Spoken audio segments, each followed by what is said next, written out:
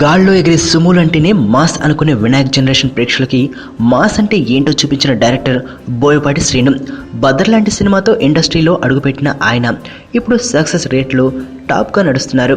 త్రివిక్రమ్ రాజమౌళి రేంజ్లో success rate ఉన్న director ఆయన ఒక్కరే కావడం విశేషం. దమ్ము సినిమా తప్ప బోయపాటి కెరీర్లో ఒక్క ఫ్లాపు లేదు.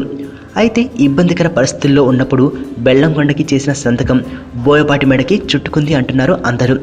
ఒక్కొక్కసారి అనుకోని క్రమంలో తీసుకునే నిర్ణయాలు ఇబ్బంది పెట్టిస్తూ ఉంటాయి. బెల్లంకొండ సాయి శ్రీనివాస్ అదేనండి మన అల్లుడు శ్రీనుతో సినిమా చేయడం కోసం భారీ పారితోషికం ఆఫర్ రావడంతో సరే అని సంతకం పెట్టాడు బోయపాటి. అది ఇప్పుడు అతగాడి కెరీర్తో ఆడేసుకుంటుంది.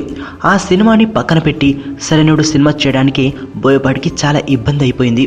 ఆర్థికంగా బెల్లంకొండ సురేష్ అప్పట్లో కాస్త కుదేలు అవ్వడం బోయపాటికి కలిసి వచ్చింది. దాన్ని ఉపయోగించుకుని నెమ్మదిగా సరైనడు ప్లాన్ చేసేశాడు బోయపాటి. అయితే సరైనడు లాంటి భారీ హిట్ని చూసిన బెల్లంకొండ బోయపాటి తన కొడుకుతో సినిమా తీయాల్సిందే అంటూ పట్టుకుని కూర్చున్నాడు. కానీ శ్రీనివాస్కి తగ్గట్లుగా ఒక యూత్ కథ మన బోయపాటి దగ్గర లేకపోవడం సమస్యని మళ్ళీ మొదటికి తీసుకొచ్చేసింది. సరైనడు సినిమా విడుదలైన దగ్గర నుండి శ్రీనివాస్కి సెట్ అయ్యే కథ కోసం అందరూ కింద మీద పడుతూనే ఉన్నారు. సరైనడు చిత్రం విడుదల తర్వాత తన రైటర్లను ప్రత్యేకంగా పిలిచి పార్టీ ఇచ్చి మరి బెల్లంకొండ వారి అబ్బాయి కోసం మంచి కథ చేయమని కోరాడు బోయపాటి శ్రీను. కానీ ఇప్పటివరకు బెల్లంకొండకి ఇచ్చిన కథల్లో ఏవీ ఆయనకి నచ్చట్లేదు. ఎవరూ టచ్ చేయని పాయింట్తో శ్రీనివాస్ని భారీగా రెండోసారి ఇంట్రడ్యూస్ చేయాలి అనేది బెల్లంకొండ శ్రీనివాస్ ప్లాన్గా తెలుస్తోంది.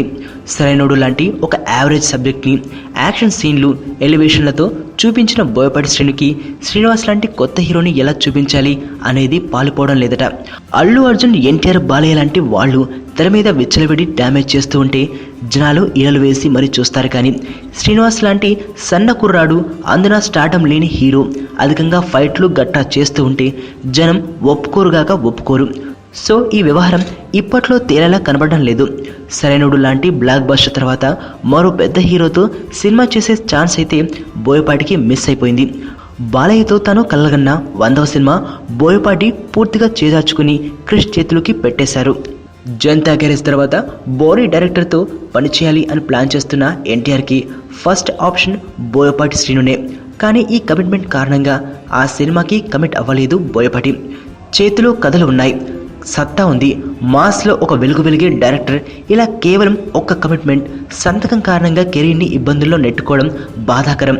అప్పట్లో డబ్బులకు ఆశపడి, ఒక రకంగా చెప్పాలి అంటే కకృతిపడి ఇప్పుడు ఈ టాలెంట్ ఉన్న డైరెక్టర్ కష్టాల్లో నడుస్తున్నాడు. జనతా గ్యారేజ్ లాంటి బ్లాక్ బాస్టర్ తర్వాత ఏంటంటే అసలు బోయపాటితో చేస్తే ఆ లెక్క వేరుగా ఉండేది.